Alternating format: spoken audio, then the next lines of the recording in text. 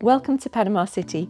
Panama is a city of contrasts, shiny postmodern skyscrapers glimmering under the sun, and five-star restaurants and rooftop bars abound, while low-rise housing and local fondos, which are like cafes, sell rice beans and delicious fried chicken beneath the fecund foliage and palms. I absolutely love it.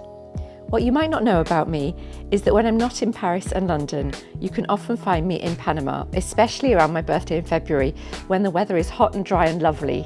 In Europe, it's just so cold at that time.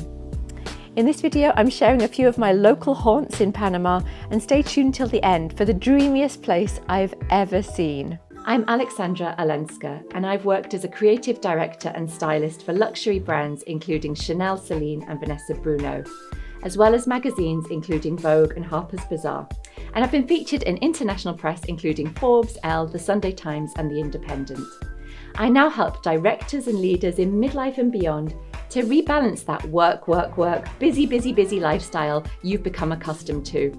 Because you know life's too short to stay in that career-driven comfort zone. I help you to redesign and restyle your life, especially at midlife with life-changing transitions such as the breakup of relationship, divorce, menopause, or turning 40 and beyond. From your home and your wardrobe to your mind and social life, I help you with your stylish next chapter to step into your best life, because I know you're ready to rock life again. So the main artery through Panama City is the Avenida Balboa and the Cinta Costera promenade, where you can take an evening stroll or cycle alongside the ocean. You'll see loads of families, especially at the weekends. It's a great thing to do. You can sample a local chorizo on a stick or a Panamanian kind of slush puppy called a raspado, which is shaved ice with colourful sugary syrups, like really bright, fluorescent, and sometimes they mix them up with condensed milk or powdered milk.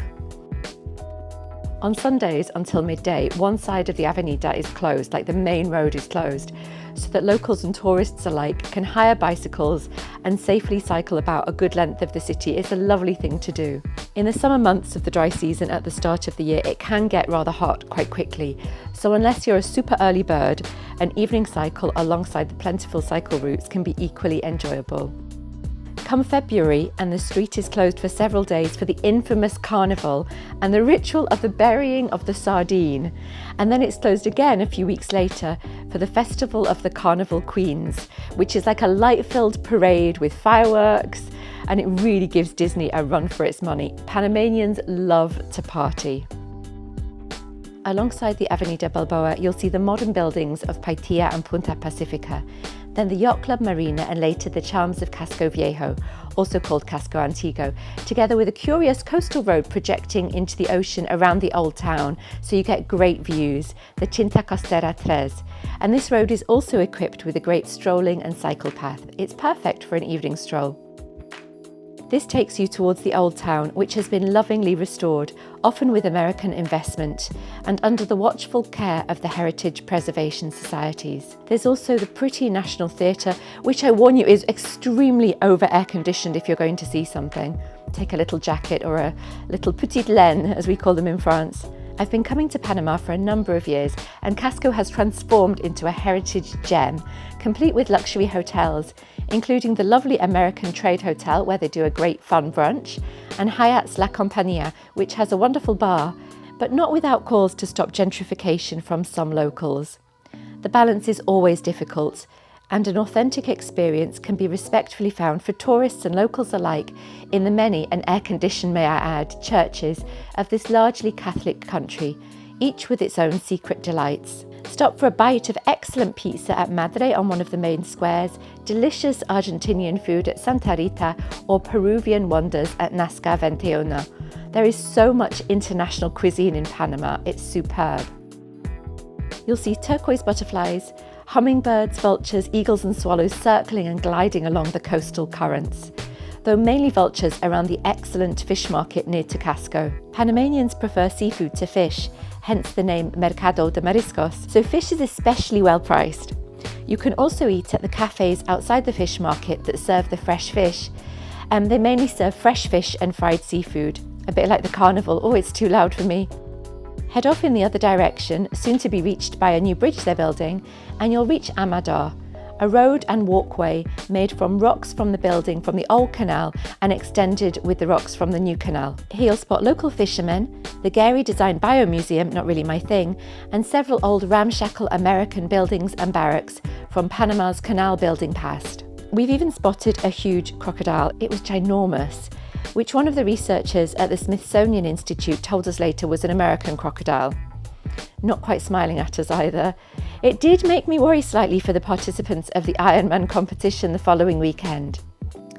The Smithsonian Institute have plenty of research facilities in Panama due to the amazing rich nature, including a reserve here on Amador, where I once saw a mama sloth with its baby, so cute, though my pictures and videos do it absolutely no justice, as you can imagine. You can also taste yummy local food at Ranchito. Look out for the traditional roof construction along Amador with great views from the city from afar. Amador is also the main harbour for taking ferries out of the city, but more on that later. You can find all your creature comforts in Panama City: nail bars, Pilates, Olaplex, good coffee and cafes with terrace. Like Costa Rica, Panama produces its own excellent coffee as well as chocolate and tasty local produce, including scrumptious pumpkin, plentiful seafood, earthy spinach and real potatoes that remind me of my childhood. As a European, I love the low-rise charms of Marbella and Bella Vista, where you can wander the wide pavements, though watching out for random rusty pipes, holes and fallen electrical cables, I do warn you, and sit at local cafes and international restaurants alike. There's Market, restaurant with its American meats, Metse, a personal favourite, a fantastic Greek with a pretty terrace and good Greek wines, and the popular Spanish restaurant Casa Alejandro, especially for the crunchy piglet, which is really heavy but delicious. Oh, but don't mix it up for the slightly more dubious establishment nearby that has a similar name. The neighbourhood of San Francisco likewise has a superb restaurant zone, including Le Chèvre with its large outdoor terrace and fun live music, and then delicious chewy fried rice with tuna, yum yum, Japanese fusion, great desserts and makoto, the same as in Miami. Its tropical high-rise terrace is one of the nicest in the city. And then there's Intimo for a modern take on Panamanian cuisine. I'm often asked if Panama is safe. Honestly, I feel safer there than I do in London. Yes, there are areas that you'd avoid, you can spot them. And yes, it's a city, so be on your toes. But day-to-day life is warm and happy and the people are really friendly, welcoming and spirited. Apparently you could swim in the waters around Panama in the 1950s, but those days are long gone.